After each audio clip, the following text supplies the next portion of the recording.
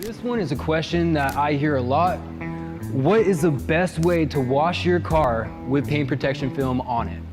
Quickest way to damage, your paint protection film is to do nothing at all. You do want to regularly wash the vehicle. So the best way to wash a vehicle with paint protection film on it is a hand wash.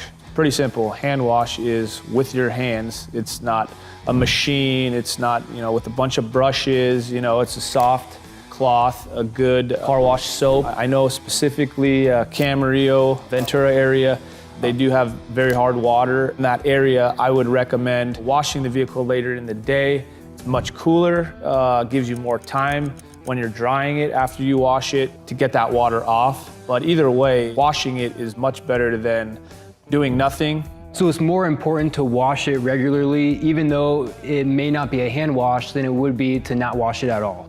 Absolutely. Drive-through car wash would be better than nothing. I wouldn't necessarily say that would be my first option, but it's definitely better than doing nothing at all. Okay, so it's not exactly recommended, the drive-through car wash, but it's better than nothing.